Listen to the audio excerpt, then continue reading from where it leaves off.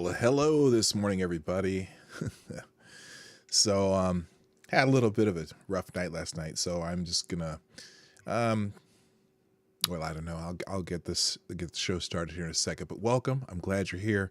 And if you can see, if you saw my thumbnail, I put this peak 2020 just because everything that's going on is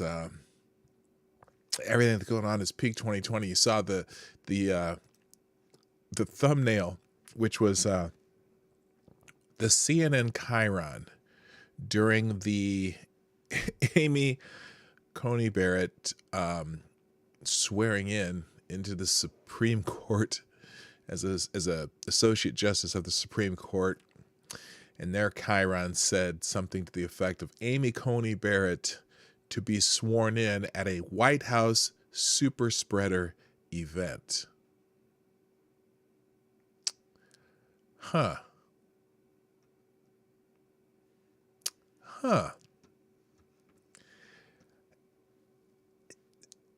Is it just me? Or are they what's the word? Editorializing? Are they editorializing there?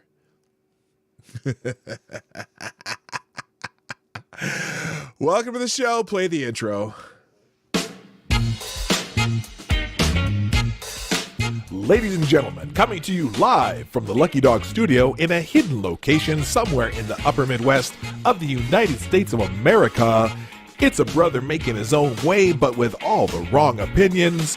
Welcome to the Morning Night Live with your host, yours truly, PDawg Knight.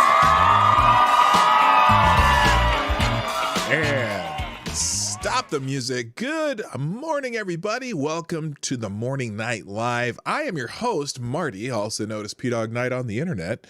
And it is, welcome to the PDawgKnight Channel, by the way. It is the 27th of October, 2020, Tuesday. And holy smokes, it's just getting close, isn't it? We are 1 week away from the official election day. Now, apparently, according to Nate Silver, what did I do with Nate? Oh, shoot. I accidentally closed the to Nate Silver. Apparently, Nate Silver says that over 60 million people have already voted. And I keep seeing these articles talking about, the record number of early voting just must be perfect for the Democrats because Democrats were going to vote early. And then they look at who voted early and it's pretty much even. And it's what I don't get is why they are so surprised that people are voting early. You think maybe people are concerned about the pandemic and are just trying to spread it out? How they wanted to flatten the curve. We're flattening the voting curve as far as when we're going to vote. And I don't know why they're shocked that there's so many people voting early. And it's not just Democrats, as we've seen from some of some of the states tell us, it's pretty much head to head as far as who's voting early. I don't know why they think there might be an advantage there, but it's just weird to me that wait a minute. They want it to be that way. Now I am just going to see what happens. In fact, I got to go vote. I'm probably going to vote this week, try to get it out of the way, try to beat the day of voting day lines. But the fact that they keep touting that it's record early voting turnout. Okay, whatever. Big deal, right?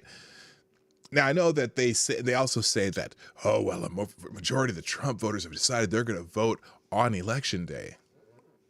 I guess we'll see. If you look in a lot of these states, registrations are up across the board, but registrations are up exponentially more for Republicans, which is weird, and also I think what you're seeing too is that for the first time, there's almost an even split between registered Republicans and registered Democrats. So I don't know what any of this means. And, you know, in 2016, the polls were wrong.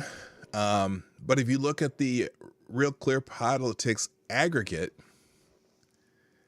the polls are almost identical to 2016, as far as particularly the swing states, where there's a small advantage for the Democrat, but also in states where I think there's a lot of people who are reluctant to say out loud that they're voting for Trump. I just do. It's not always a safe prospect. So it's going to be just really interesting how this all works out. Anyway, we're going to get started. I got several articles and tweets and bookmarks and things to go through today.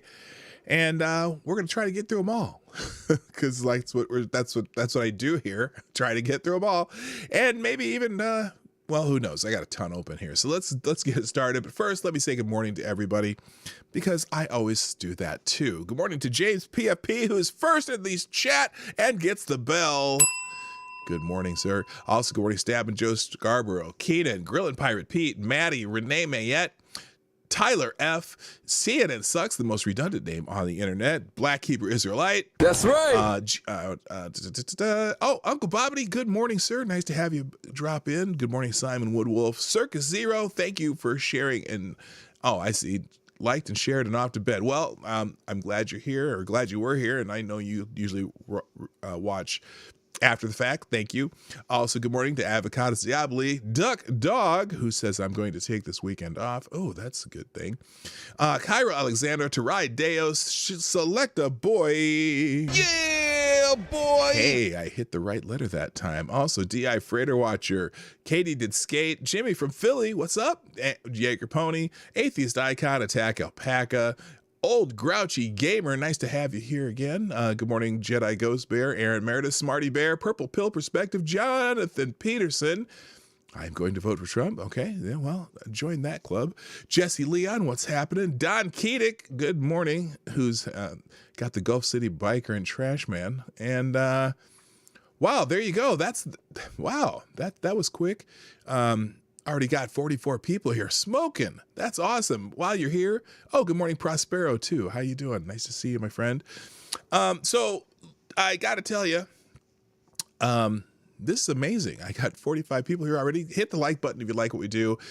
Share the stream through the arrow down below, and you can do donations through Super Chat or through the Streamlabs link, either at PDawgKnight.live or the one that pops up in the stream chat every once in a while. Also, if you haven't already and you're into that Discord thing, we do have a Discord server that we just opened. Thank you, Gunfox61, who will probably show up here eventually. Good morning, Ryan Hawking, also.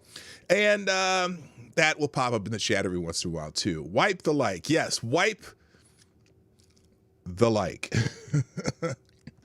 All right. So let's get into it. Do I want to talk about do I want to talk about the Lincoln Project? Nah, I'll save that if I have time. The Lincoln Project Grift Machine. Just say that they have a what do they call it?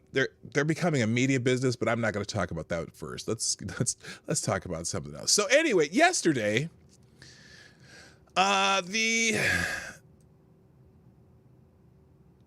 Supreme Court got a new Associate Justice.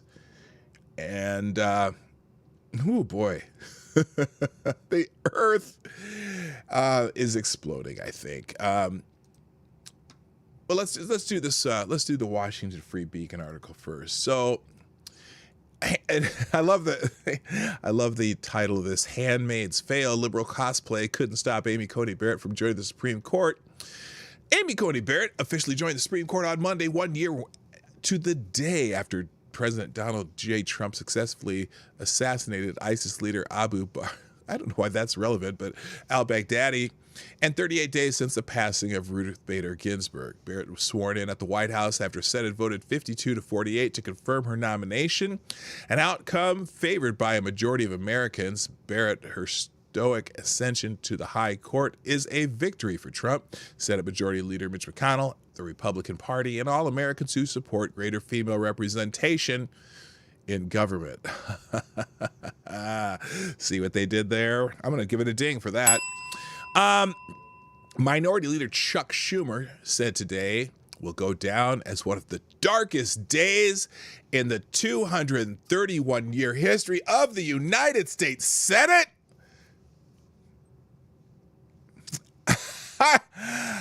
I doubt it. I'm sure if we really dig into the United States Senate history, we'll find some worse days than this. I'm pretty sure they've passed some pretty shitty laws at some point in time.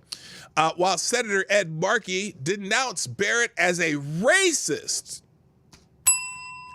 sexist, homophobe. Good Lord. Hello, Renovaccio. Oh, cheeky bastard, how you doing too? A racist, sexist, homophobe. Wait a minute. Ed Marley. It's supposed to be Ed Markey, I think. A racist, sexist. What the hell? Let me see if here, I'm going to click this. I'm going to check this link real quick. Oh my God. Ed Markey. Originalism is racist. Originalism is sexist. Originalism is homophobic. Originalism is just a fancy word for discrimination. Wow. Good morning, C. Thomas. What's up? No, originalism just means you read the text of the law and base your decisions on the text of the law. Good God. Oh my God. There's a, what's the Gamergate chick's name?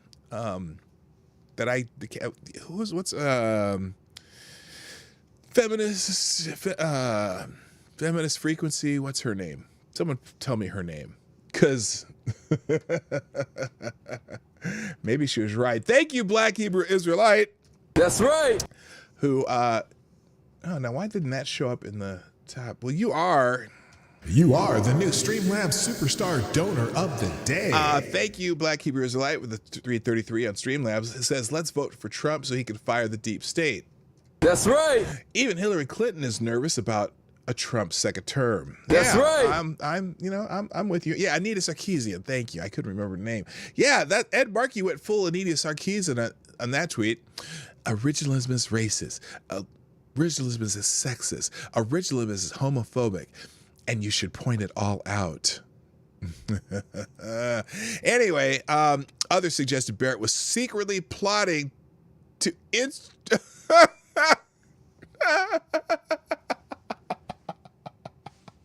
I can't even read this without laughing. Others suggested Barrett was secretly plotting to reinstitute slavery in the United States.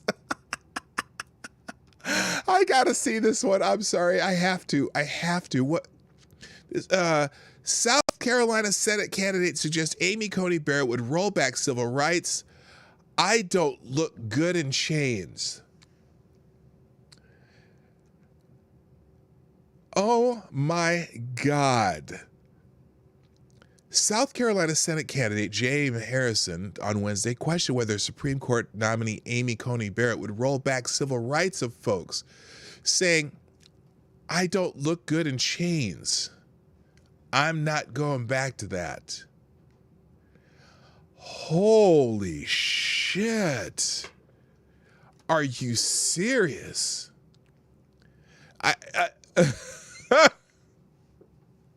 I'm sorry. First of all, this is what's amazing about even something so stupid to say is, first of all, who's proposing that? Is there a state out there that's proposing. See, here's the thing. The Supreme Court, good morning, Axeter. So the Supreme Court, good morning, Renee Matt. Oh, I already said hi to Renee, but that's okay. First of all, the Supreme Court doesn't make laws. I'm going to repeat that. Well, they're not supposed to. And being an originalist, Amy Coney Barrett knows that the Supreme Court does not write laws. So, yeah, only Joe Biden. They're going to put you back in chains. Oh, I need that. I need that soundbite. Anyway, so first of all, this moron running for the Senate against Lindsey Graham, who has a chance of winning, I'm just saying, the idea that Amy Coney Barrett was plotting to put people into slavery is just completely asinine and hyperbolic. Hello, AWOL. Hey, I see. It's your Billy Goat, unwiped. Oh no. Well, we do not discriminate against the unwiped here. But anyway, oh my God. Democrats have spent weeks trying to thwart the will of the people by painting Barrett as a religious fanatic with too many children whose fondness for modern comforts such as electricity violated a so-called originalist view of the Constitution, which was authored prior to the invention of electricity. Yeah, see, they don't know what originalist means. Aggrieved liberals protested Barrett's nomination by, among other things, in engaging in hysteric cosplay. They paraded in front of the Supreme Court dressed in red robes and white bonnets like characters from the Handmaid's Tale, a novel turned Hulu series about what liberals think Mike Pence actually believes. Professional journalists and other Democrats, but that's redundant, amplified hysterical accusations from an unreliable source about a Christian group with which Barrett is affiliated. They flagrantly violated expert guidelines on how to cover powerful women without engaging in sexist reporting. Ain't that the truth? None of it worked, however, because Barrett was an intelligent, likable nominee. She ingratiated herself with viewers of her confirmation hearings by politely suffering through mansplaining lectures from from male Democratic senators. Not even super lawyer Michael Avenatti, a one-time Democratic presidential frontrunner who led the resistance to Brett Kavanaugh's nomination in 2018, could dig up allegations that would tarnish Barrett's reputation.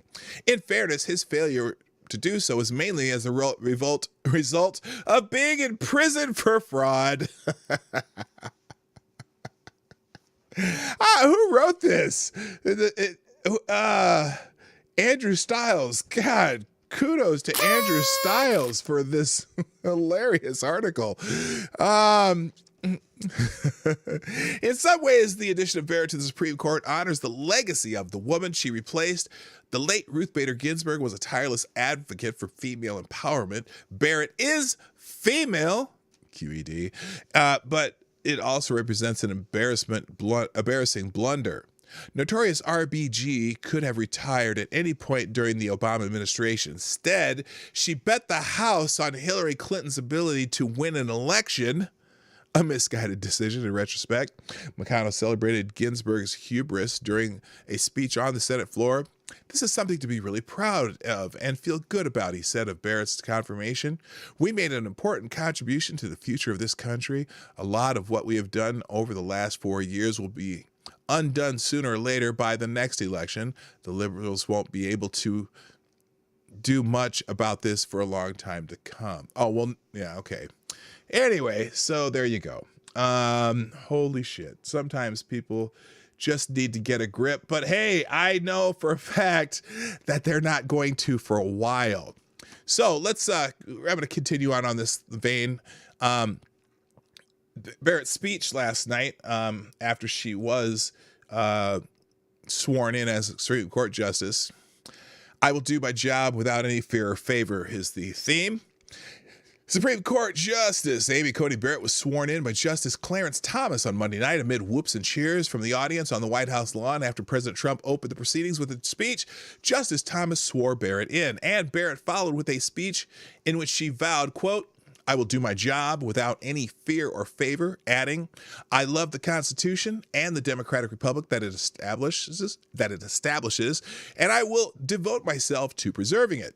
President Trump began, "This is a momentous day for America, the United States Constitution, and for the fair and impartial rule of law. The Constitution is the ultimate defense of American liberty." I should be playing some patriotic music right now. That just warms my heart.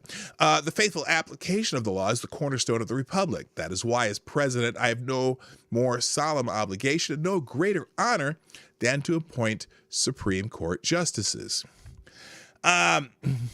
This is a bastard chat. Yeah, there's a lot of, yes, AWOL, you are correct. There's a lot of people from the show. By the way, if you're here and you're not already subscribed, or you do, or whatever, will you do me a favor and subscribe and click the bell so that you get notifications, or follow me on, well, you can't see I'm down here. Hang on a second.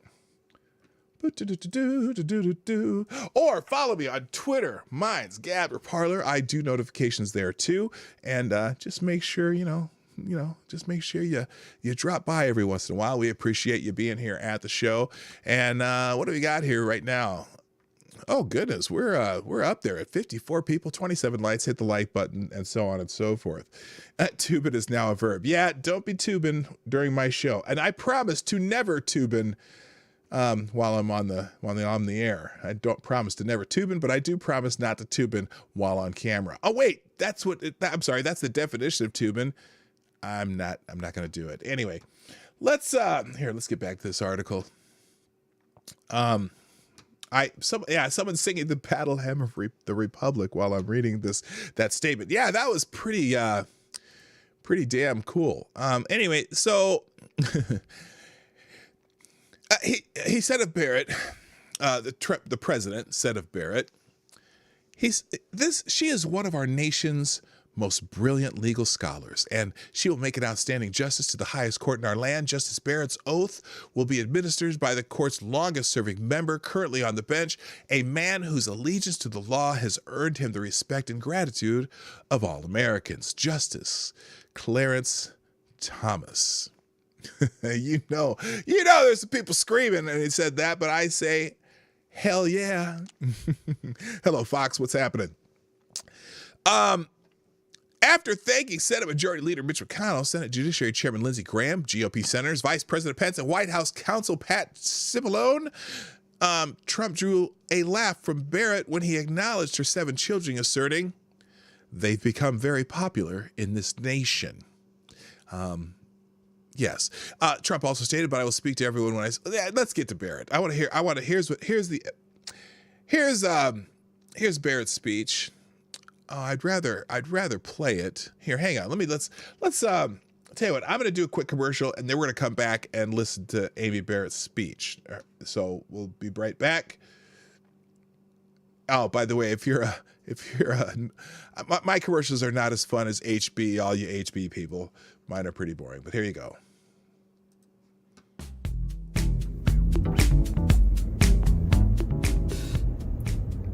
Hey everybody, it's me, Marty. Welcome to the Morning Night Live. I hope you're enjoying the show. The Morning Night Live is sponsored by you, the viewers of the Morning Night Live. Please, if you have a moment, take time to share this stream by hitting that little arrow down below or up here if you're on a mobile. And please hit the like button. I know you like it. You're still here and you're still watching. And finally, if you want to support the show, you can do that through your donations and super chats, which are in the description down below. You can do that at the Streamlabs link or at PDawgKnight.live. That every little bit helps. And thank you for watching. Now back to the show. All right, I am back now. Okay, so now this is funny because when I searched on YouTube for Amy Coney Barrett speech, typical of YouTube, here's what I get first. The first thing on that Amy Coney Barrett speech, you notice something that isn't in this title right here? It says, just in, Democratic Senator seating Amy Coney Barrett is a craven abuse of power. Really?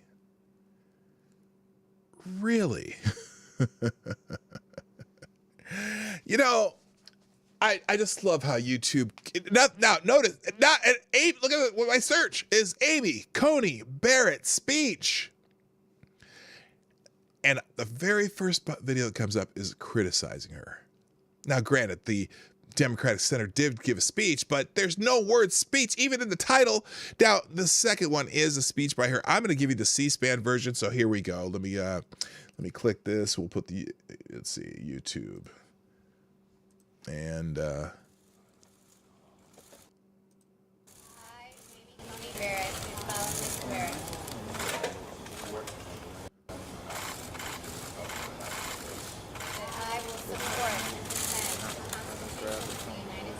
this is her being sworn in last night by Justice Clarence Thomas. That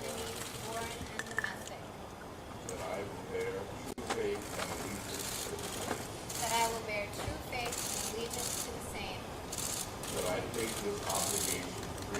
That I take this obligation freely. Hold on. I absolutely must address something that's in the chat. And I just want to make sure you know the truth, people. AWOL, I am wearing pants. Okay? I'm wearing pants, dude. Just, I know the thought. Never mind. I am wearing pants, yes. Okay, let's continue. Without any mental reservation or purpose of evasion. And that I will well and faithfully discharge I hope you can hear that okay. It looks like well and faithfully discharge the duties of the office on which I am about to enter. the duties of the office on which I am about to enter. So help me God. So help me God. turn it up a little bit so you can hear it. All right, now let's hear her speech.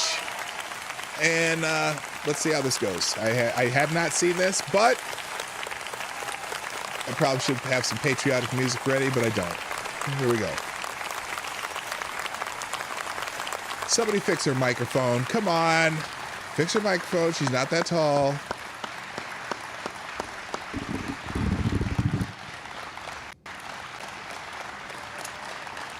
Thank you. Thank you so Okay, that very feels much. better. Thank you all for being here tonight. And thank you, President Trump, for selecting me to serve as an Associate Justice of the United States Supreme Court. It's a privilege to be asked to serve my country in this office, and I stand here tonight truly honored and humbled. Thanks also to the Senate for giving its consent to my appointment. I am grateful for the confidence you have expressed in me, and I pledge to you and to the American people that I will discharge my duties to the very best of my ability. This was a rigorous confirmation process, and I thank... Okay, real quick, to answer Advocatus Diaboli's question, why aren't they wearing mask articles? Look at my thumbnail, by the way. The CNN chyron during this. I should have played the CNN version of this. The chyron literally says on CNN, Amy Coney Barrett sworn in at a White House super spreader event. Good morning, Chadwick. How you doing, Chadwick Dupree? all of you, especially Leader McConnell and Chairman Graham, for helping me to navigate it. My heartfelt thanks go to the members of the White House staff and Department of Justice who worked tirelessly to support me through this process. Your stamina is remarkable, and I have been the beneficiary of it. Jesse and I are also so grateful to the many people who have supported our family over these last several weeks. Through ways both tangible and intangible, you have made this day possible. Jesse and I have been truly awestruck by your generosity. I have spent a good amount of time over the last month at the Senate, both in meetings with individual senators and in days of hearings before the Senate Judiciary Committee. And a lot of them were assholes. The confirmation process has made ever clearer to me one of the fundamental differences between the federal judiciary and the United States Senate. The Senate are a bunch of assholes. And perhaps the most acute is the role of policy preferences. It is the job of a senator to pursue her policy preferences. In fact, it would be a dereliction of duty for her to put policy goals aside. I like how she says her. By contrast, it is the job of a judge to resist her policy preferences. Good morning, Francis. It would be a dereliction of duty for her to give in to them. Federal judges don't stand for election. Thus, they have no basis for claiming that their preferences reflect those of the people. This separation of duty from political preference is what makes the judiciary distinct among the three branches of government. James. A judge declares independence not only from Congress and the president, but also from the private beliefs that might otherwise move her. The judicial oath captures the essence of the judicial duty. The rule of law must always control. Read the words, use the words. My fellow That's Americans, the rules. Even though we judges don't face elections, we still work for you. It is your Constitution that establishes the rule of law and the judicial independence that is so central to it. The oath that I have solemnly taken tonight means at its core that I will do my job without any fear or favor, and that I will do so independently of both the political branches and of my own preferences. I love the Constitution and the democratic republic that it establishes, and I will devote myself to preserving it. Thank you. All right, fantastic. And everyone, I would say, if you have your beverage of the day, of course, I have my cup of reparations coffee. And no, this is not Jesse Lee Peterson. That's me. Thank you, Stabbing Joe Scarborough, with the first YouTube super chat of the day, who says, she's hot, P-Dawg. I wonder if she has an intern. Hey there. Hey now.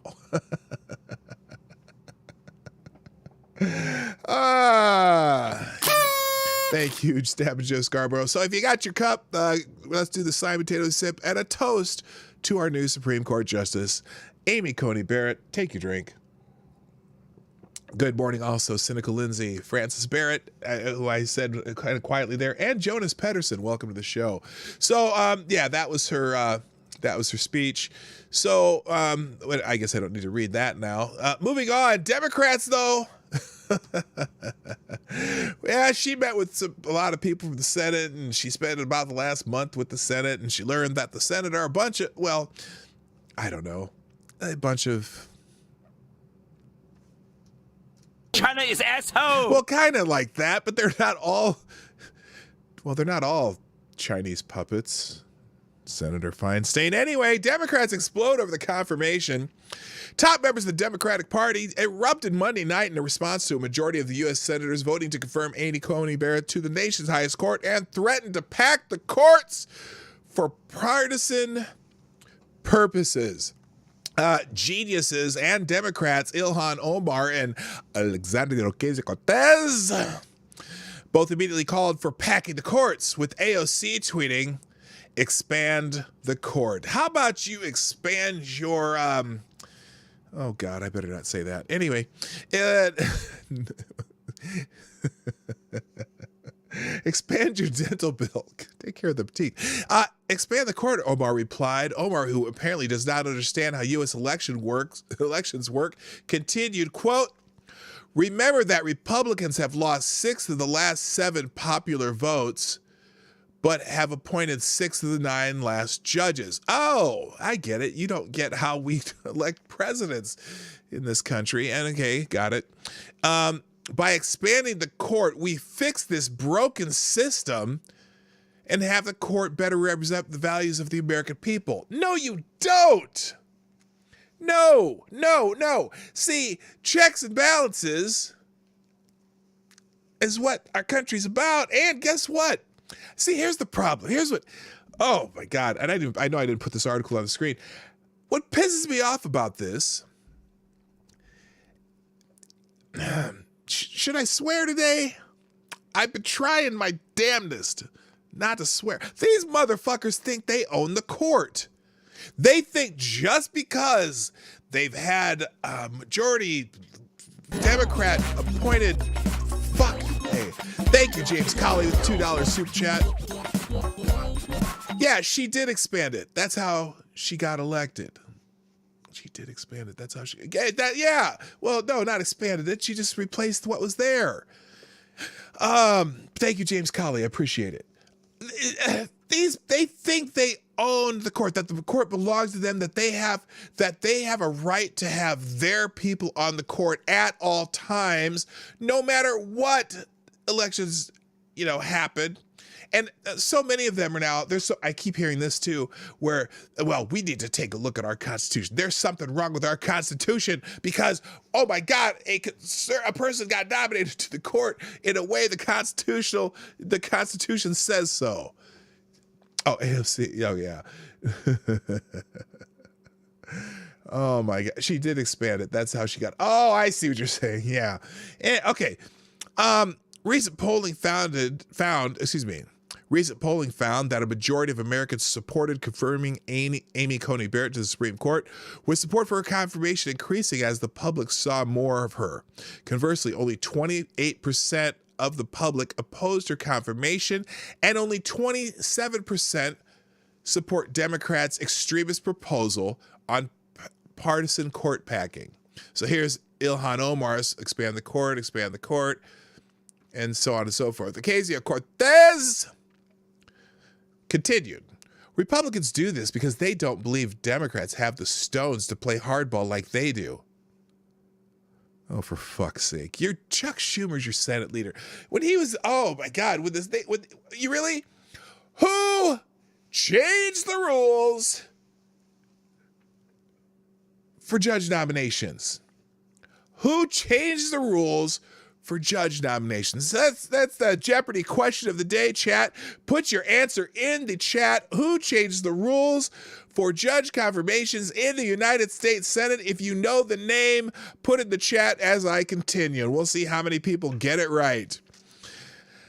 But do not let them bully the public into thinking their bulldozing is normal and a response isn't. There is a legal process for expansion. Fuck off, bitch. Oh, yes, somebody got it right. Yep, they're getting it all in there. Here we go. Oh, boy, everyone knows the answer. Barron Trump. Uncle Bobbity, if I had a corner for you to sit in, you'd be sitting in it right now, but I appreciate your sense of humor.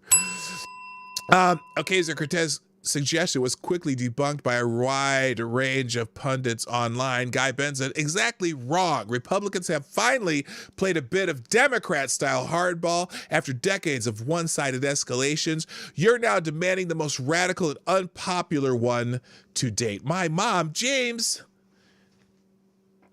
Perry Reed is your mom? We need to chat. Oh, wait, never mind. That's okay. There's nothing wrong with it, I suppose, is the appropriate answer. Matt Walsh says, of all the inane bullshit that constantly streams from the blabbering mouths of lying Democrat shills like AOC, perhaps the most inane is the claim that Republicans always play hardball while Democrats meekly comply. The little exact opposite is the case. Hello, MC is in the house. Hammer time. Good morning, Smarty Bear, too. Already said hi to Smarty Bear. You were here earlier. Alex, but this, then, oh my God. And then Alexandria Ocasio-Cortez decides to say, yes, playing hardball and bulldozing by Squints check notes, confirming and swearing in a justice nominated by the duly elected president of the United States.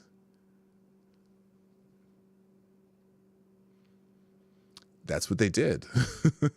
Ben Shapiro says the funniest part about this tweet is that Democrats were first to destroy judicial candidates for mere interpretational disagreement. The first to use the filibuster against judges. The first to nuke the filibuster against judges. But she thinks Republicans started it. Democrat vice presidential nominee Kamala Harris, make sure you say it right or it's racist. And I would never, ever want to be called a racist.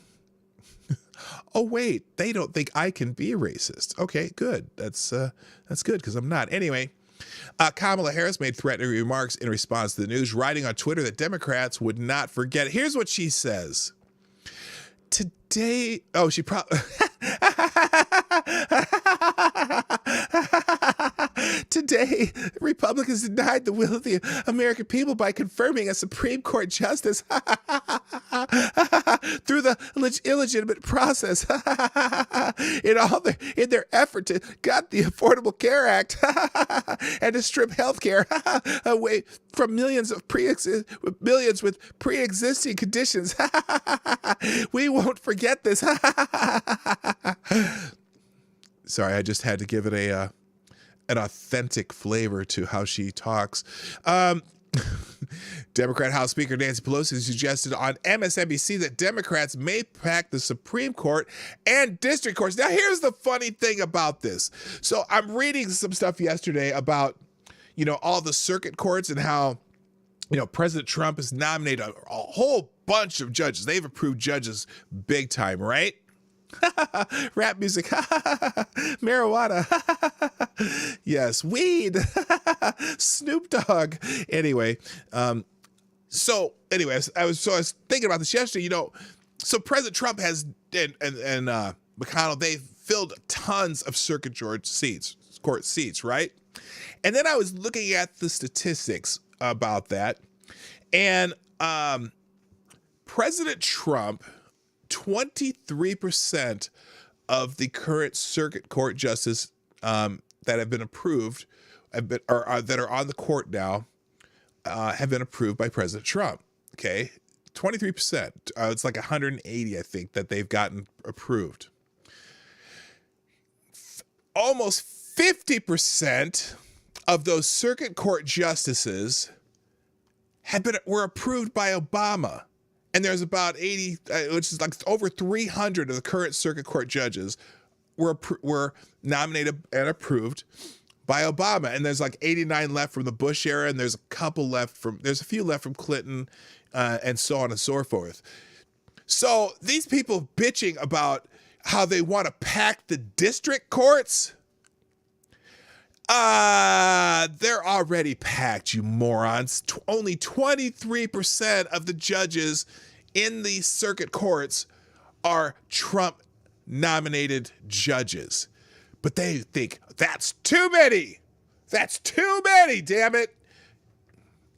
You are not allowed to have your fair share of judges. The Democrats own the courts.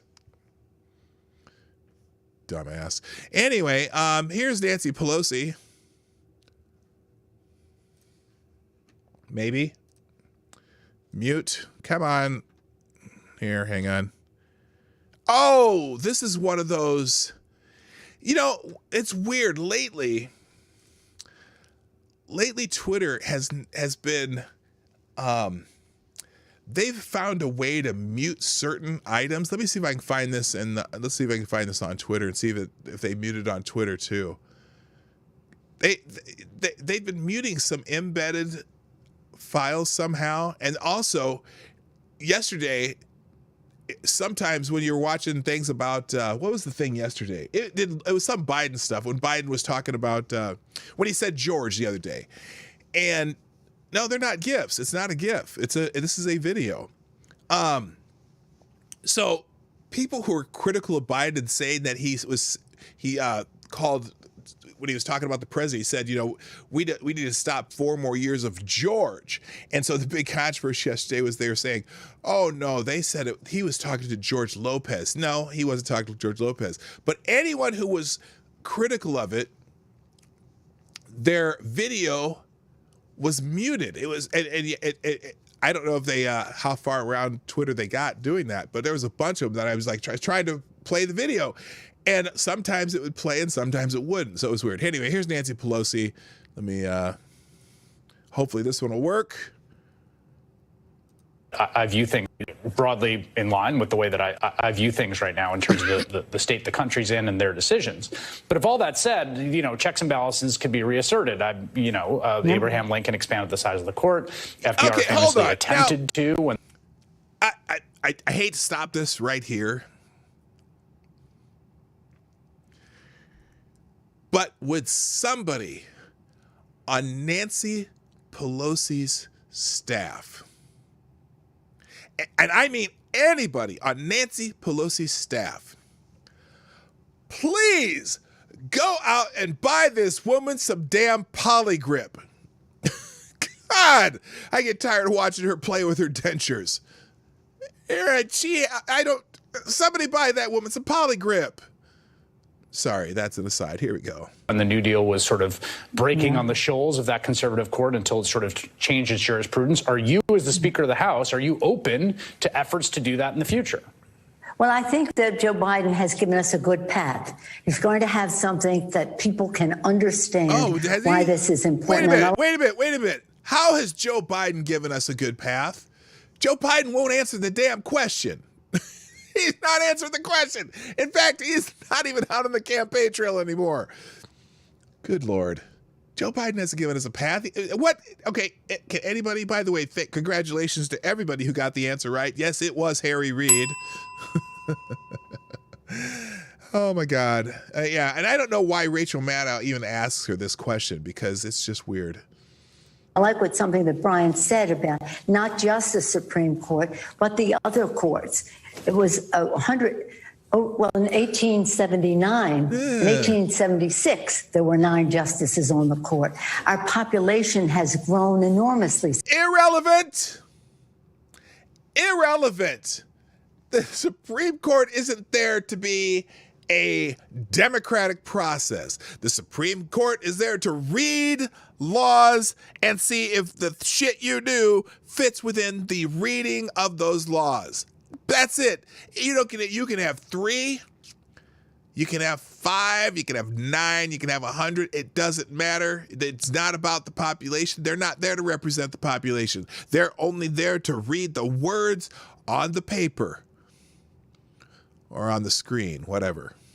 Since then, should we expand the court? Well, let's take a look and see. And that relates to the 9 district courts. Maybe we need more district courts as well. And one other thing we need for these justices to disclose their holdings. Why should all the rest of us have to disclose our holdings? And that is appropriate, but not if you're a justice of the Supreme Court. They're in this ivory tower.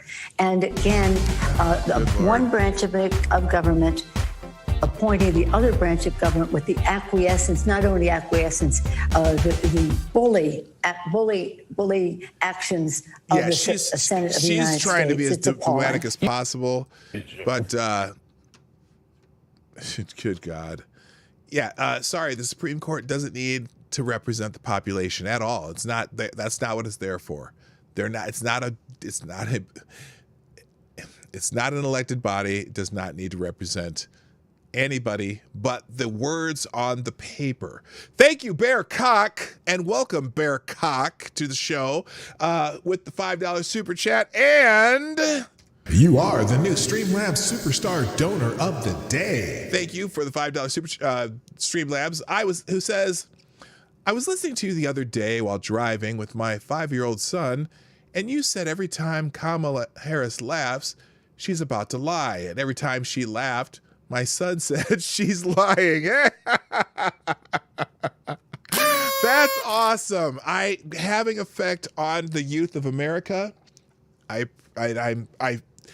am humbled, sir. Thank you very much. Or Matt, I don't know if you're male or female. Just Bear Cock, I assume male, but you never know these days. Okay, that's awesome. By the way, I have a couple thank yous before I move on. I don't think the let's just put it this way. Democrats are oh no, we have to do this one. Oh, hang on. There's a couple more of just the Democratic salt, but I do got to thank some people real quick before I continue. Thank you, Cynical Lindsay, RVA Dar. Gosh, there's a whole bunch of people here today. There we go. Aaron Meredith, Jack Cochran, the only Jack Cochran, Tyler F., Jaeger Pony, Maddie, Becca Farley, Maddie again, everyone who's retweeting and sharing the stream. I greatly appreciate you.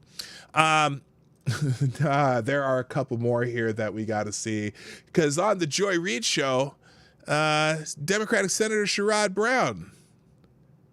And again, the embedded video is not, you know what? I think it's funny.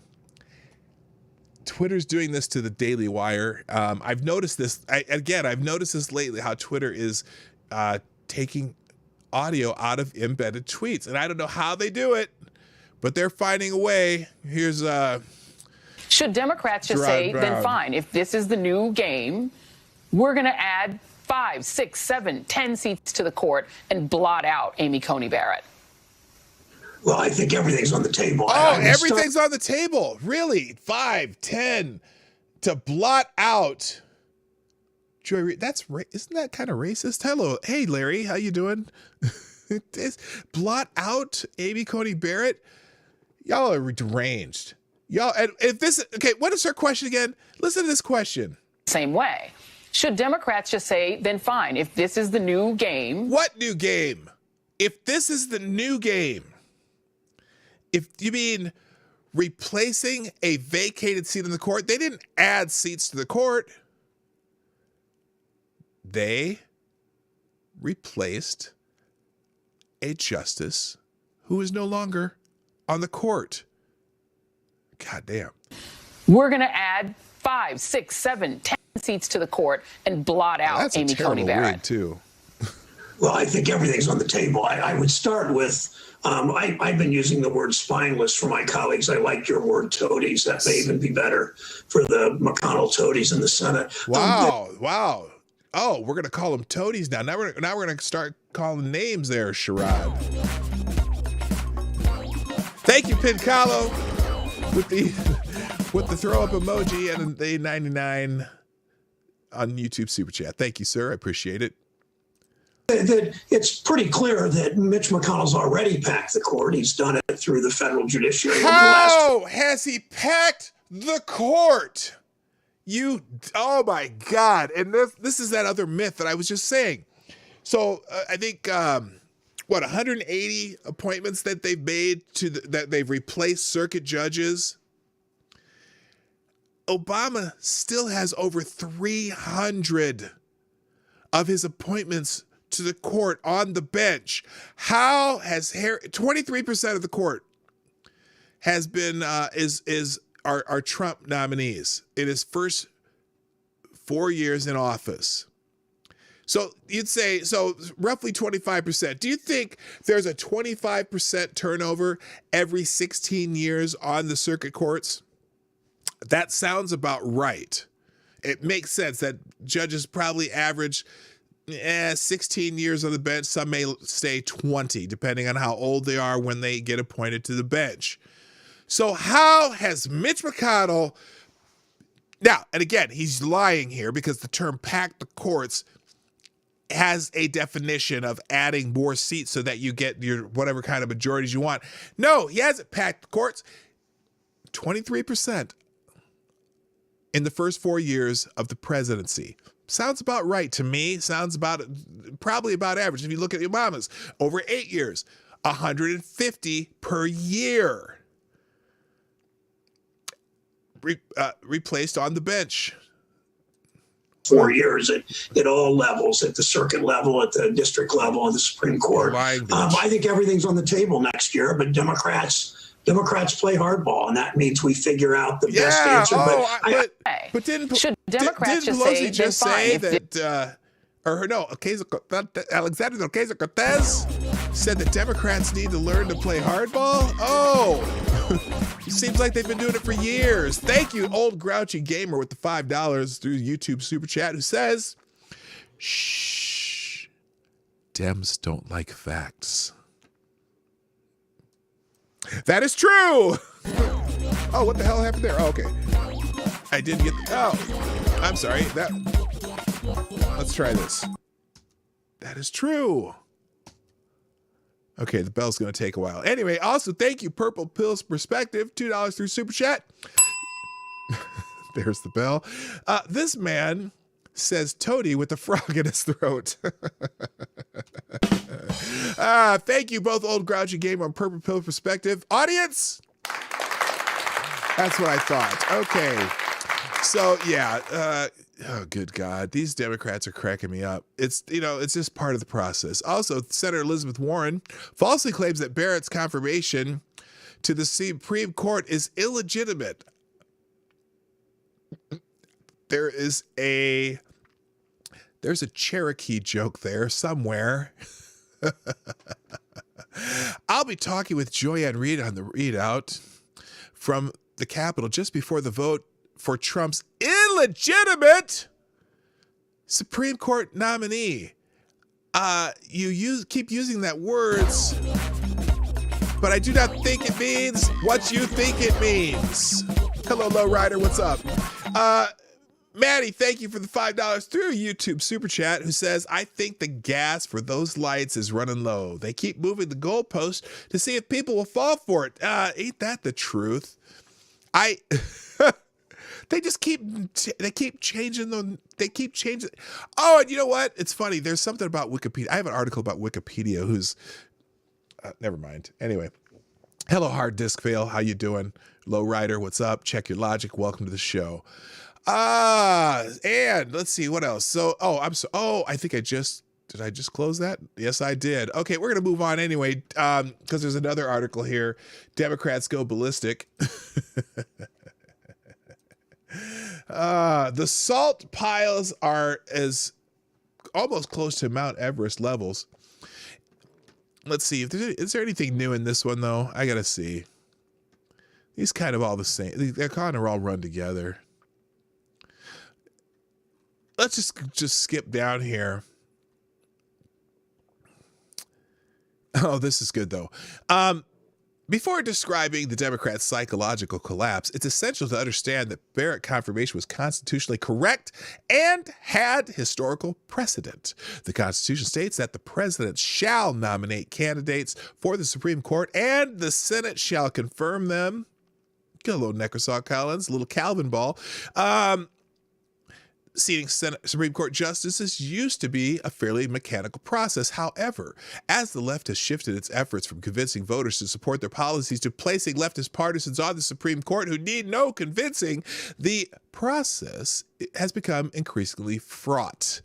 While Republicans have routinely accorded a Democrat president nominees the courtesy of voting for them if they appeared competent, Democrats have imposed various litmus tests, and if those tests seem futile, accuse them of sexual assault.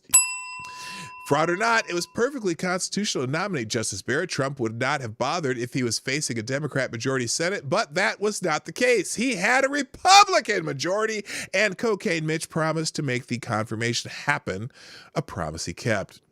McConnell knew he had precedent to support him. After all, throughout American history, when the president and the Senate are from the same party, justices have been seated on the Supreme Court, even if an election is drawing near. Indeed, John Adams put Chief Justice John Marshall on the court after he had already lost the election to Jefferson. Yeah, put that one in your craw. Elizabeth. By the way, is James Smith here today? Or John Smith. Is John Smith here today? I'm just curious if how Elizabeth's doing. By the way, Democrats were unimpressed by either constitutional norms or historical precedent. Elizabeth Warren, ostensibly a legal scholar. Wow. Here, let me try that again. Elizabeth Warren, ostensibly a legal scholar, who should know better, called it a corrupt and illegitimate process to steal.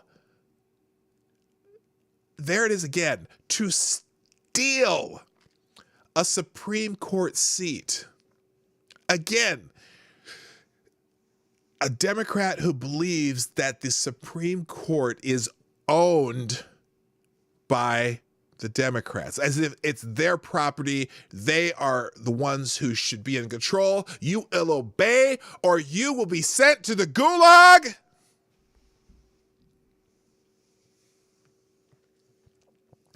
Richard Blumenthal, famed mostly for lying about serving in Vietnam, announced that Barrett's presence on the court would mean children will die from disease, women will die from court hanger abortions, and LGBTQ plus people will die alone. Okay, I'm not going to sing heart songs, but anyway, Chuck Schumer, in a surge of hysteria and stupidity, ranted that the confirmation was a sordid chapter in American history. And then, in a beautiful self-own from a man who supports unlimited abortion, he said, I'm sorry, I got to try my Chuck Schumer voice. Generations yet unborn will suffer the consequences of this nomination. Perhaps, but with a Barrett court, there's a possibility that eventually they will be born. And then, of course, we got the stupidity from Alexandria Ocasio-Cortez and Ilhan Omar. And I'm not going to read those again. And we already saw this, so enough of that. All right, next we have, here's something to watch, though. Here's one more that we just had to show you. Everyone's favorite senator from Hawaii. That's an oxymoron. Hirono votes hell no on confirming Barrett, and then appears to storm out of the court. So we're just going to find the little video clip they have here. Let's see here. Let's see if this one is expandable, or if there's sound. You know, this shit is pissing me off. Again, it's a Daily Wire and Twitter. They're not allowing Daily Wire to have embedded video for some reason. So we'll go to the video on the actual Twitter itself. In the meantime, even before the alert, I see James Colley has done a super chat here who says, thank you for the $5 on YouTube super chat, saying, don't use a cone hanger. There's always, I'm assuming you meant Drano. There's always douching with Drano option in Minecraft. Good Lord. That's a little harsh there. All right. Here's Maisie Hirono. Oh, I gotta think of it. So there's got to be a good nickname for Maisie Hirono. There we go. Thank you for the $5 on Super Chat, James Colley, once again. Here's Maisie Hirono's vote. And I'll try to back this. I'll back this thing up. Hang on. Here we go. Here's Maisie Hirono. Rubio. Mr. Sanders. Mr. Sass. Mr. Schatz. Mr. Schumer. Now, here Mr. Scott of Florida. I think she's about to walk up. Mr. Scott of South Carolina.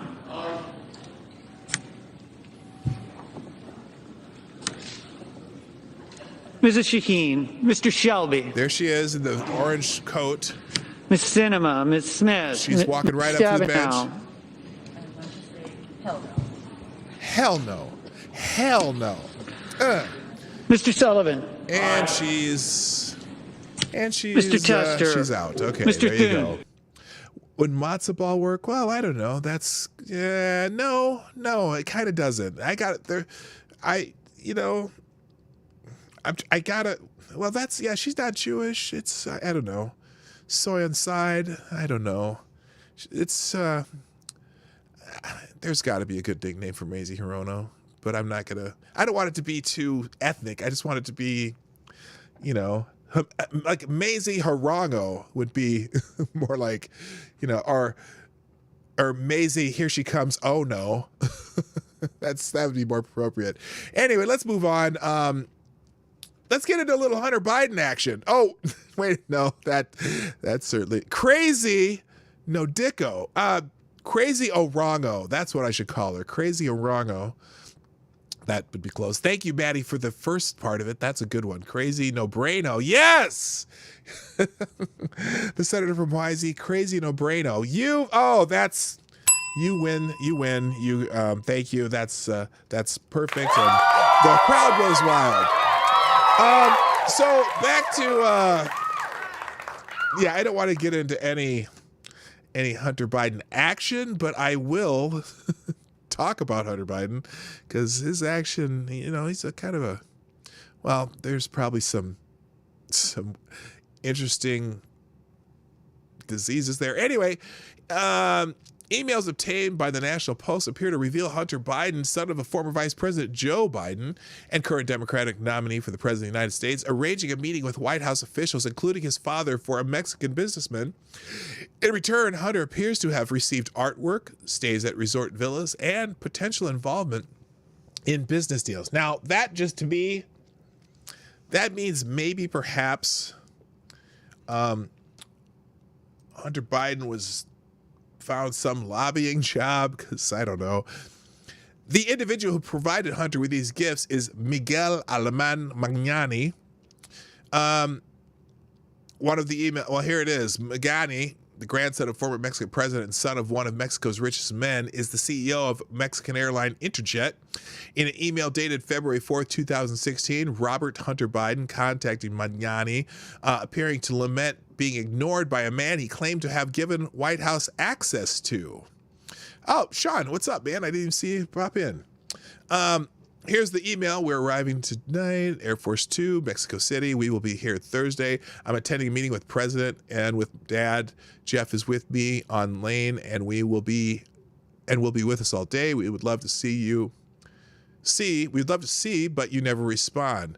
I'm really upset by it. You respond when it's something you need. You're the most generous person I know, but what the fuck? We have so many great things to do together, and I want you at the plane when the VP lands with your mom and dad, and you completely ignore me. I've looked at what your family has done and want to follow in that tradition, and you always say you will help, but I haven't heard from you since I got you a meeting for Carlos and your dad. We have been talking about business deals and partnerships for 7 years. I really appreciate you letting me stay at your resort villa, but I have brought every single person you have ever asked me to bring to the fucking White House and the Vice President's house and the inauguration, and then you go completely silent.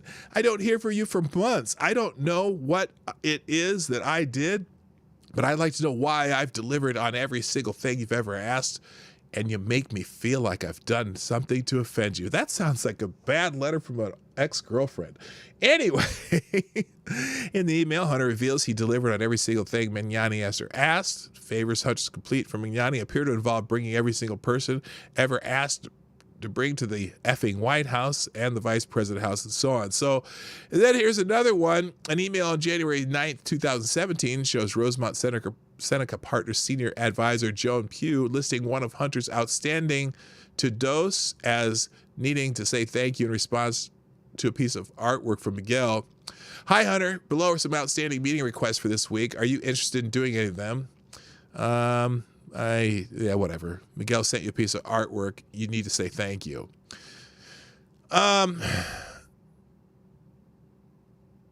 Yeah. So anyway, here, I'll just put this article in the chat because I'm not going to read it all, but, more Hunter Biden, facilitating access for foreign leaders. I'm not sure if he's a registered agent for Mexico or not. Tucker's entire show tonight is going to feature an interview of Biden whistleblower Tony Bobulinski. Fox News' Tucker Carlson will be dedicating his entire program timed Tuesday night to a 1-hour interview with Biden family whistleblower Tony Bababuhi. C. Thomas, thanks for dropping in, my friend. Always good to see you in the chat when you can make it. Hope that work schedule isn't driving you nuts. Carlson announced the program on Monday afternoon. According to Tucker Carlson, Tony Bobulinski says he met with Joe Biden about China. The media have suppressed the story, but it's real and it matters. Voters have a right to know the details. Bobulinski sits for an extended interview Tuesday night at 8 p.m. And so they've confirmed this. That's going to be interesting. That's tonight. Now, it is on Tucker Carlson, and I'm pretty sure the rest of the media will ignore it, but there might be some interesting revelations. Who knows? Moving on. Apparently, you heard about this plot to, kill Joe Biden. I mentioned this yesterday.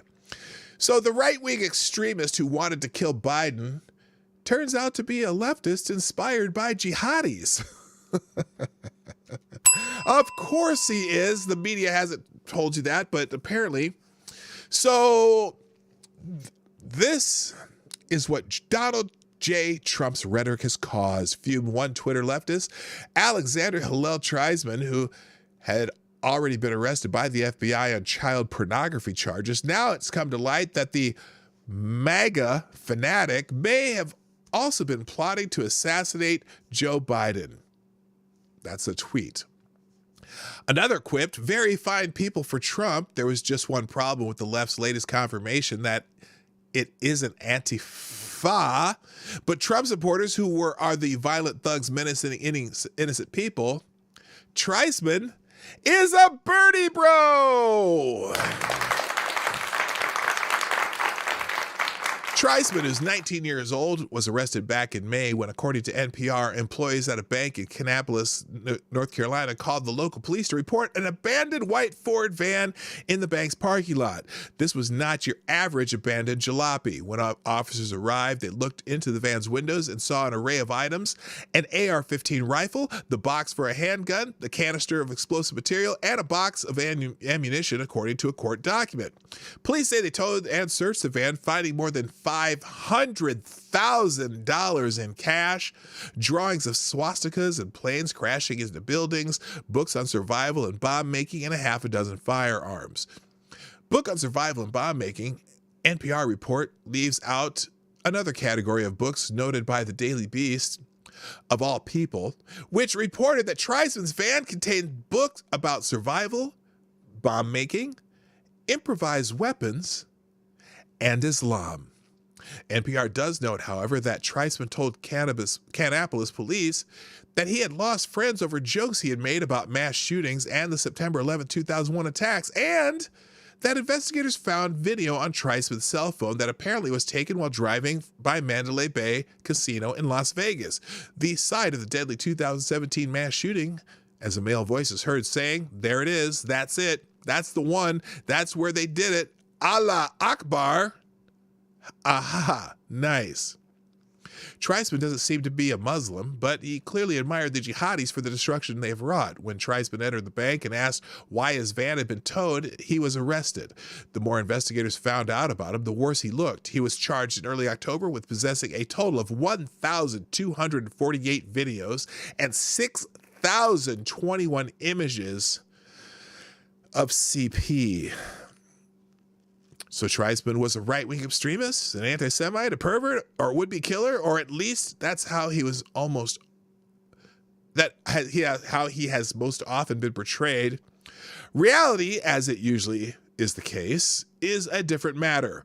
Buried in the 15th paragraph of a Washington Post story on Treisman is the salient fact that Treisman wanted to kill bin Laden to save Bernie. It took 16 paragraphs for the Times of Israel to get around to mentioning this, and the Huffington Post doesn't bother to inform its readers at all. To save Bernie. Treisman wrote on the internet platform iFunny, "My hatred is for the complacent American people who will turn you in for their own satisfaction. But aside from former goals, my eyes on the future. If anything, I have to save Bernie." Then he wondered on the same platform, should I kill Joe Biden? Ha! Ha! Ha! To save Bernie. This must have been during the primaries. Interesting. Those were not just idle words, according to NPR. Treisman bought the AR-15 in New Hampshire and then traveled to a Wendy's restaurant within 4 miles of Biden's home in Delaware. Federal agents say he allegedly wrote out a checklist that had as its last task, execute. Apparently, Treisman lost his nerve. He made no attempt on Biden's life and returned to North Carolina, where he was living at the time, but he had already done quite enough to be a tremendous service to the establishment media. First comment on the Huffington Post article is, quote, "Another Trump-loving incel, complete with swastikas to boot. He bought the full MAGA package. White House gift shop, question mark? Another added, the president is an inspiration to the next generation of domestic terrorists ready to defend white supremacy to the death. Nice work there, Trumpers. And a third, Fox Nation, look in the mirror. So apparently another Bernie supporter was thinking about shooting at someone that they didn't like. Not necessarily Republican, but you know how it is. You know how it goes. Good Lord, these people. That's why I like to employ the 5-day rule anytime something like that comes up. I'm not going to say that some idiot is a Trump supporter or a Bernie supporter or a Democrat or a leftist or anti-fa or anti-fo or anti-fuck you or anything. I'm just going to wait until we get all the details. And we're going to find out 9 times out of 10, the most violent person is also from the left. Anyway. All right. By the way, speaking of leftists, remember we talked the other day about how they're plotting and planning in case of a Trump win or an ambiguous presidential election result that might result in a little more time being taken, counting votes and shit like that. Well, many leftists have directed some deeply disturbing rhetoric at conservatives and Trump supporters in recent months, claiming President Trump's bombast is responsible for the political polarization of today's America. This is pure nonsense, according to this article in The Federalist by Stella Morabito.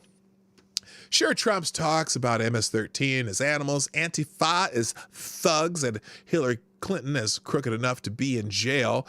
His supporters know his presentation to be bombastic, theatrical shtick, but he never threatens any group of voters. You know what I always say, if you've been here a while, and even if you haven't, I tend to say that Donald Trump is a jackass, but that's not a bug, that's a feature, because all he deals with all day are jackasses, and you got to be good at their game. I don't care about Donald Trump's personality. I care about what he gets done.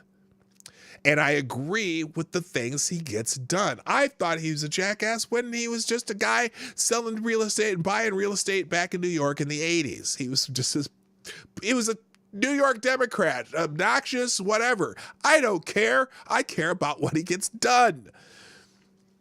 By contrast, some ominous tones, even homicidal and terrorist tones, are coming from the mainstream left. Increasingly through mainstream media and big tech, high-profile leftists are speaking openly about violence to be inflicted on Trump and all his supporters. I'm not talking specifically about the Antifa and Black Lives Matter street violence we've seen in places like Denver, Portland, and as of yesterday, Philadelphia, which includes outright murders of Trump supporters. This is definitely not going to be monetized. I'm referring here to the voices that normalize and promote open terror against any freedom-respecting person who has different views from those blessed by left-wing leaders, media, and that's redundant, and big tech, and that's even more redundant. Left-wing leaders, media, and big tech. That might be the most redundant sentence I've read this week. Good morning, Kevin S.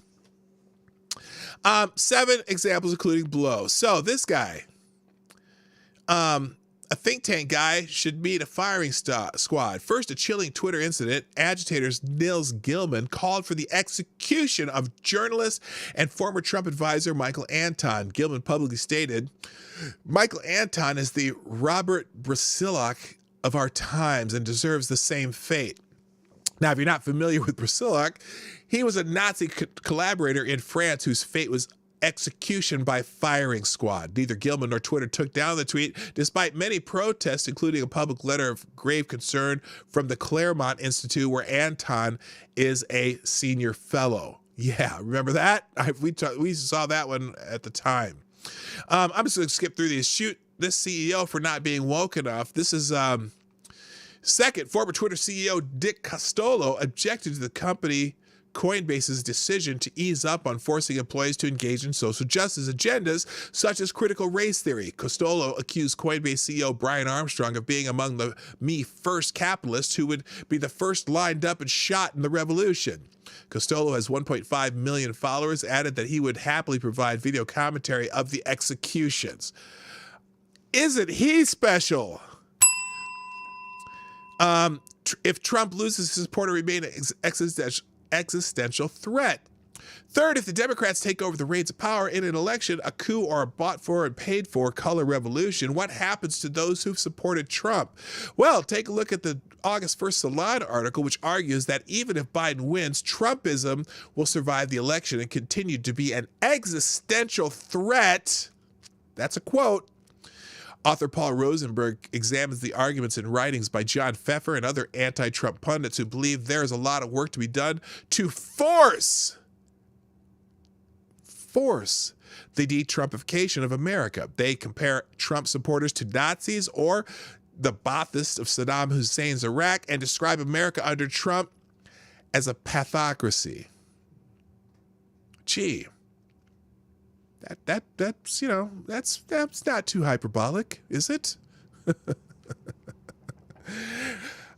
Rosenberg cites Pfeffer, who says the solution is to drain the swamp Trump created, bring criminal charges against the former president and his key followers, and launch a serious campaign to change the hearts and minds of Americans who have been drawn to this president's agenda. He even brings up the Nuremberg trials as instructive, trials that resulted in death sentences for 37 Nazis. Oh, but that's not good enough. However, according to Pfeffer, it's important to go after low-level participants to root out Trumpism. He recommends enforcing the changing of hearts and minds so that there is an attitudinal shift. Is he talking about re-education camps? An attitudinal shift that could lead to lasting transformation. This is not a far cry from the re-education camps and coercive thought reform. Moving on, I'm going to skip the rest of this. Oh, but Robert Reich, of course, probably thinks this is a great idea. When this nightmare is over, we need a Truth and Reconciliation Commission. It would erase Trump's lies, comfort those who have been harmed by this hatefulness, and name every official, politician, executive, and media mogul whose greed and cowardice enabled this catastrophe. Oh, so you're going to jail Joe Scarborough and Mika Brzezinski? Didn't they kind of help get Trump elected? You know, they kind of did. And now they hate him more than just about anybody because he pretty much rips on him every day. Yeah, Maddie, you're right. 1984 is not an instructional manual. God damn it. Here's the fourth one. Prosecute everyone who supported Trump. Everyone. Fourth, former MSNBC host Keith Olbermann recently ranted that everyone associated with Trump, including his enablers and supporters, must be prosecuted and convicted and removed. Oh, I'm sorry. I got to do it, Keith. Everyone.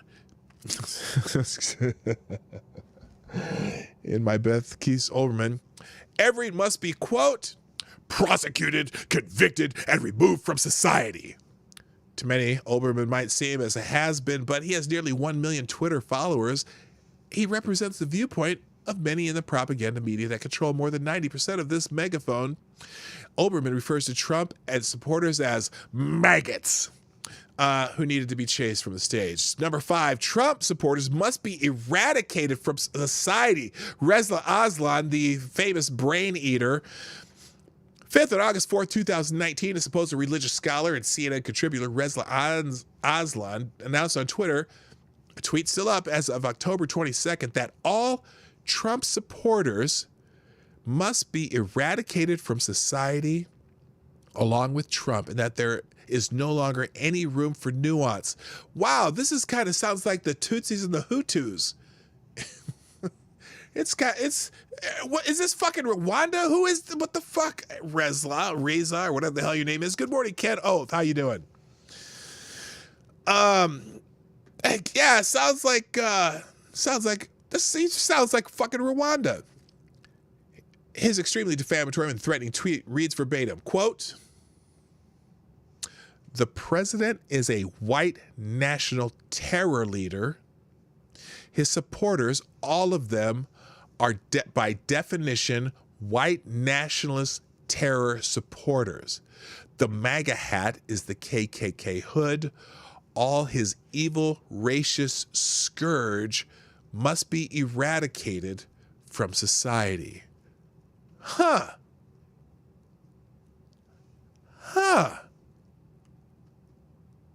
Wow. It sounds it sounds very similar to rhetoric used by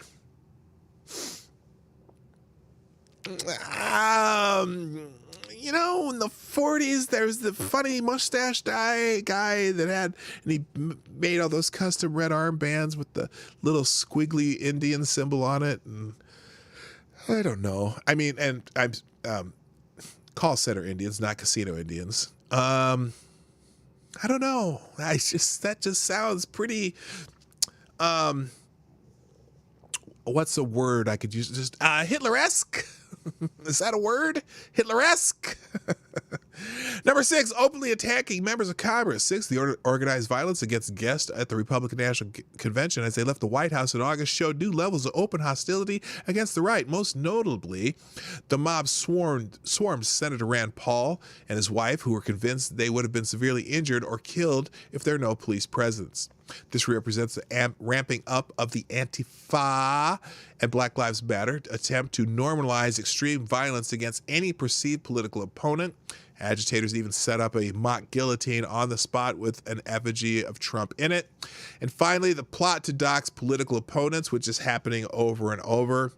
7th, the left is now using doxing tools to invite widespread targeting of Trump voters. A recently unveiled database called the Media Manipulation Casebook is described as a means of gathering personal information that exposes anonymous Trump supporters. NBC News reporter Brandy Zadrozny appears to use it to find addresses and property records, even Amazon wish lists that can be a gold mine for learning about what a person reads, buys, and wants. At the same time, open source materials such as donations tracked by the Federal Election Commission are being used to invite the targeting of Trump donors, either by name or address, on a hostile site. In fact, we'll just click that one open and see what it is. The information can be used much like the Southern Poverty Law Center's hate map, which triggered attempted murders at the Family Research Council and the GOP baseball practice. Basically, the left is engaging in terrorism. If you want to read this article, I'll pop this one in the chat too. If you want to use it as a reference for something else, there you go. Let's look at this little. Let's look at this thing that we just opened up here. Donald Trump Watch. Those who can make you believe absurdities can make you commit atrocities. Voltaire. Americans that donated to the worst president in history. Oh my God.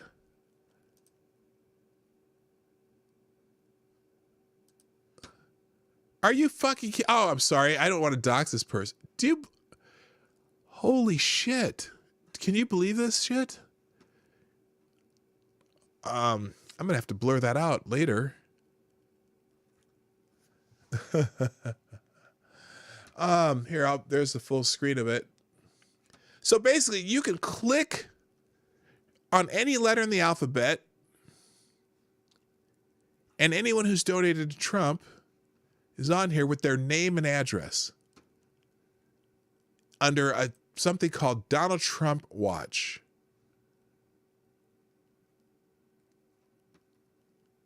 Oh my God. These people are nuts. These people are nuts. They're nuts. They're absolutely nucking futs. So here's what's happening in Philadelphia as of yesterday. Philadelphia cop hit by a truck amid protest over a police shooting of Walter Wallace. So, and this is just, here's the video. I don't know if it's going to show anything. They're not sure if this is the tracker, but they have a number that they found on one of the vehicles. It's sort of like a little microchip. A number of singles, dollar bills, wrapped around his tracker. It looked like they tried to rip it to get it off. The thing is coming back to security system. Coming. Okay, so that guy in the he hit a car! Oh my God, he hit a car!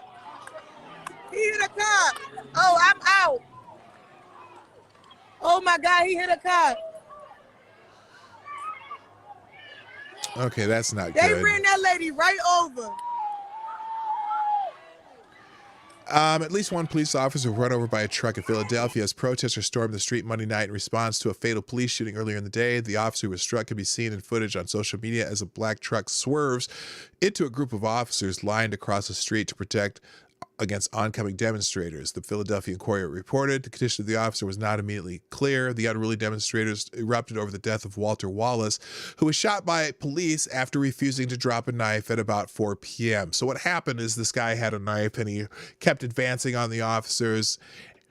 I don't know the complete details, so I'm not going to give you, this is all I know.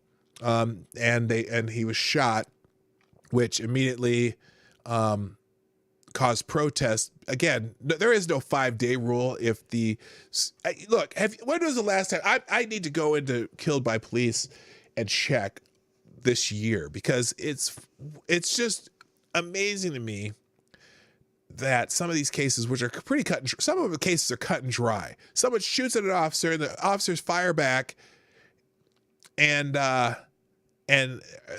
kill the suspect, and there's still protests. When is it? So it makes me wonder, has anyone seen a protest this year of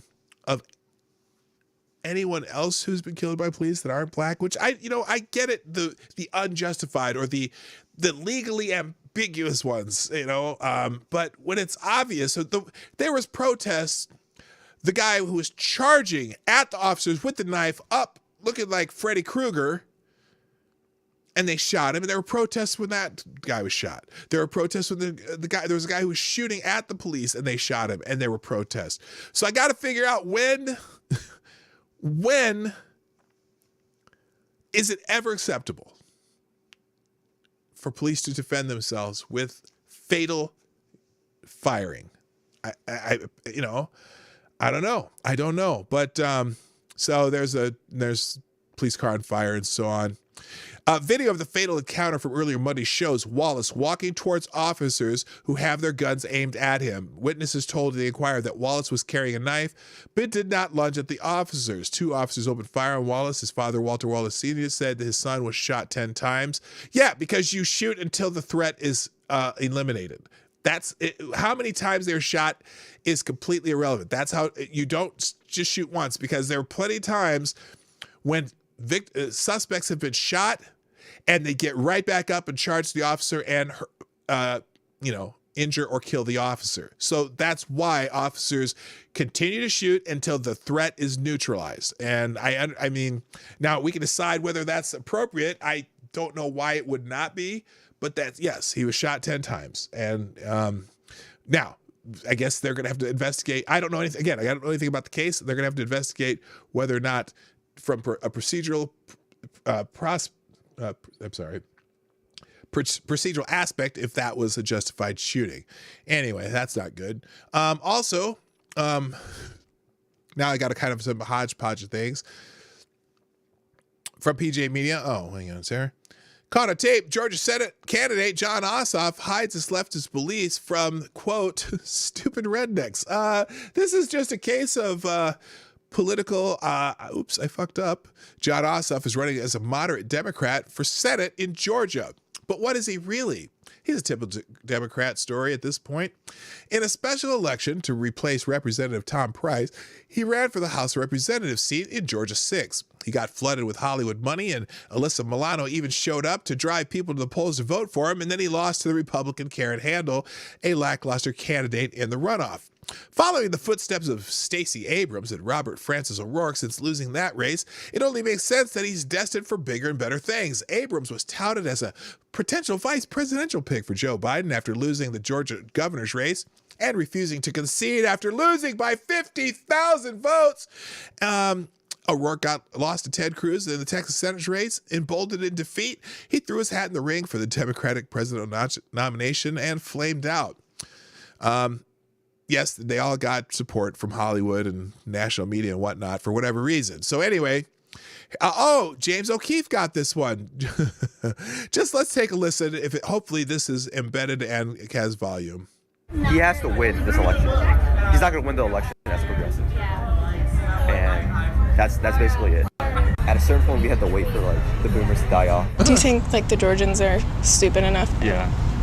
you can spread that to like your, other progressive friends. Just kind of keep this on low key. On the surface, he tries to portray himself as like left of moderate. These are his field organizers. So that all the Georgians, all the not us Georgians, but all like the rednecks and all that stuff, will be like, oh, he's kind of cool, but he's not like so far to the left that I'm not cool with that. But so deep down, he's like low key like progressive. So it's something that keep you pumped up, especially because I know he's gonna win. He's gonna do what it takes to help us out. I know and then it's gonna take the rest of the states as well. And John is genuine to a certain point, but he can't show his like true self like 100% of the time. So that's the tough part about campaigning in purple or like red states. Yeah. Why? Because the people here are not open-minded in like a overall sense, right? Like you have like there's like maybe 40% of the population who are 45, but then the rest are of a different breed or a different kind. Wow. Was running as progressive within like the 5th district of Georgia, which is like all black. That's the one that John Lewis, the civil rights activist, was running for. He could win that in pretty much a landslide, but he wants to go for senator. Senator, you have to appeal the whole state. Our whole state isn't progressive. It's like more moderate, right? I'm super progressive. Okay. And so what do you mean, like how progressive? I recently one of my friends sent me like this poll, and I read it, or did it, and it called me a libertarian socialist. Yeah. Hey, that sounds awesome. Not that. All right, so not that John is one. I thought it was him it's himself. Just it was my policy. It's one of his field organizers, but still, come on. So he hides his real leftist beliefs from the rednecks. Moving on. Let's see. This is, this is a great article on the issue of what is this on? There's only one electoral. Oh, I know what this is about. We'll just get into it. This is about voting. There's now, and this is just an editorial from the PJ Media from David Solway. There is only one electoral issue. There is now only one pivotal issue at stake in the forthcoming election. It's not policy. It is not China. It is not COVID-19. It is not character. It is not Hunter Biden and the laptop from hell. It is not the composition of the electoral base. It is not the makeup of the electoral college. It is not fracking.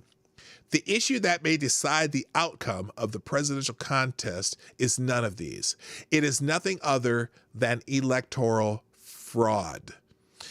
Election fraud is epidemic. Joe Biden appears to agree, informing us that he has the most extensive and exclusive voter fraud organization in the history of American politics. Of course, Joe is arguably suffering from some sort of mental collapse and probably meant to say something else, but sometimes a slip is an unpremeditated revelation. Nobody in his or her right mind doubts even for a moment that a corrupt and illegal covert operation is underway to steal the vote for the Democrats. It is so obvious as to be considered almost pro forma, as no big deal, as an integral part of the natural political world, as predictable and unavoidable as a periodic solar eclipse when the world is cast into darkness. As a Democratic operator confessed, fraud is more the rule than the exception. And the evidence is overwhelming. Vote harvesting, mail-in ballots, fraudulent use of absentee ballots, extended voting, granny farming, off-limits satellite voting offices, as in Philadelphia, where Republicans observers are not permitted. Deceased voters remain on the rolls, illegal voters, multiple voting, and spoiled and discarded ballots favoring the president, as he himself noted in his protest rallies. The vast extent of this nefarious scheme may go some way to explaining what appears to be Democrat confidence in the results, regardless of fielding two uninspiring, tedious, plainly unfit, and mendacious candidates in Biden and Harris. Trump addresses thousands of flag-waving supporters. Biden addresses a sparsely attended parking lot.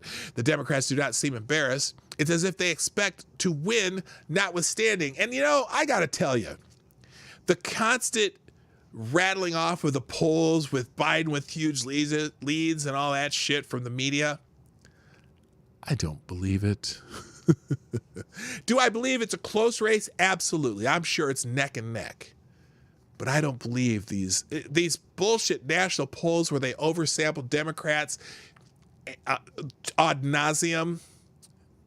Bullshit. Anyway, moving on. The vast extent of this nefarious scheme may go some way to explaining what appears to be Democratic confidence.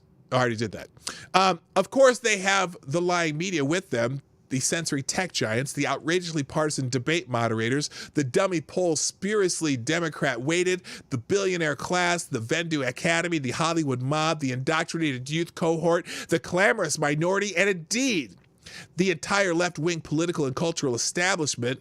These already represent a substantial anti-Republican voting bloc. But given the fact of a successful and dedicated incumbent president, the blue-collar vote, the small business vote, the middle America vote, the almost complete consensus of heartland America, the immense popular enthusiasm we see at Trump's public events, and the mandate of the Electoral College, which I call the sinister vote, would not be nearly enough to overcome the odds. Trump should win handily. Enter voter fraud.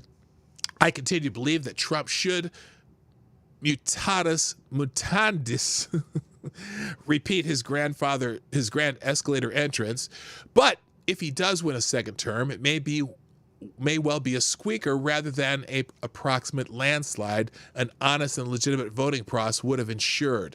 The Democrats are cheaters from the egg, and if they could not cheat, they would release the Kraken, as their foot soldiers in Antifa and BLM have done for them in a premonitory trailer to the Democratic movie. But for the time being, cheating may suffice. Essentially, apart from the grinding leftist machine, the Democratic Party has nothing going for it except deception, imposture, swindle, extortion, graft, nepotism, lubricity, treachery, and institutional lying. Having devoted into a burlesque of this former self, it will manipulate the ballot on the largest possible scale to compensate for the lack of the public ardor and conviction. It will rely on millions of apocryphal ballots and, whenever possible, the trashing of votes for Trump. To make up for its dismal record on domestic and foreign policy, its confidence may not be entirely misplaced. Trump having thus far shown himself capable of meeting adversity with resolute tenacity, few presidents have had to function in so petty, vicious, and contemptuous a climate. But voter fraud may be his greatest challenge yet. I hope he has arrived at an effective strategy of dealing with it via litigation or other means. But time is pressing, and I suspect he will need every in-person vote he can get. In short, he will need all the help available from his exuberant base and patriotic Americans who understand that not only a second term for Trump, but the long-term existence of the republic, as we know, hangs in the balance. So there you go. Good morning, Blind Press. By the way, if you see Blind Press there in the chat, click her name, and then click that little or put your cursor over her name. Click those little three dots, and there's some way to go to her channel. I can't remember how you do that. Well, it's in there somewhere. Go to her channel. She's up. I think you're up at 11, right, Blind Press? I'm not sure. At the top of the hour. All right, I'm out of time, folks. I had a couple more. Let's see. Oh gosh, I'm gonna give you a couple articles to check out when you're bored. Here's one about the New York election boards run incompetently by lazy family members of politicians. Yeah, the other day, Alexandria Ocasio-Cortez, I think we showed the video yesterday where she's complaining about the long lines and the voter suppression in her district. The voter suppression in New York City, even though it's in a blue state, it's still voter suppression. Hey, moron. Fucking moron. If you all know who Undoomed is. The voter suppression in your district, that's all run by Democrats, you idiot. So there's that article. Here's also, let's see, Biden campaign announces. Oh yeah, the Biden campaign, after they said they were gonna put a lid on the rest of the election season, they've announced that they are going to do a live event after Trump suggests Joe waved a white flag, which is hilarious. We'll move on, and then let's see. And then this is another one. Here, this is another one you could read. I'm gonna have to just put in the chat. I might do a video on this one, though. To tell the truth, the 5 mainstream media outlets act in unison to suppress information and assist the Joe Biden campaign. Some great connecting of the dots here by Brett Hamachek. So anyway, that's it for today, people. Let's click so you can see who the hell I am. If you haven't done so already, I would greatly appreciate if you hit that like button. But we're pretty far up there. 63 current users, 52 likes. That's 11 or 10 of you. Oh, there's another one. So anyway, thank you everybody for joining me today on the Morning Night Live. As you know, I'm here Monday through Friday, 10 o'clock Eastern, 9 o'clock Central, 1500 GMT for those of you in other parts of the world who don't use American time zones. Hey, hit the like button, share the stream. If you're watching on replay, put a comment in the comment section. And finally, if you want to make donations, you can do it through YouTube Super Chat, which many of you have kindly done today, or through Streamlabs in the link down below, or PDawgKnight.live, or Venmo and Cashapp. All those opportunities for enhancing my my bank account are in the description down below. But hey, I have better equipment because of you guys. So there you go. Anyway, thank you so much. Quick run through. Let's see. Today's Super Chats. Thank you, Black Hebrew Israelite, Stabber Joe Scarborough, James Colleague, Bear Cock, Pink Hollow, Old Grouchy Gamer, Purple Pills Perspective, and Maddie for the Super Chats and donations through Streamlabs today. You are lovely people, including everyone else in the chat. You are all lovely people. Thanks for being here today. My name is PDawgKnight. And I'm out of here. Bye-bye. Hey, this is PDawgKnight, and thank you for watching today on the PDawgKnight channel. If you have an observation or remark you'd like to make about this video or my channel, I absolutely welcome you to write it in the comment section down below. I really look forward to hearing from you. And before you go, if you like what you saw but you're not already subscribed, please make sure you hit the subscribe button and definitely click that bell that pops up afterward so you'll be notified when I post new videos or when we go live. I broadcast my live show, The Morning Night Live, Monday through Friday at 10 a.m. Eastern, 9 o'clock Central. A special thank you to all the supporters of this channel who share our videos on social media and who make donations through Streamlabs, YouTube, Venmo, and Cashapp, which are all linked in the description down below. Thanks again, and until next time, I'm PDawgKnight, and I'm out of here.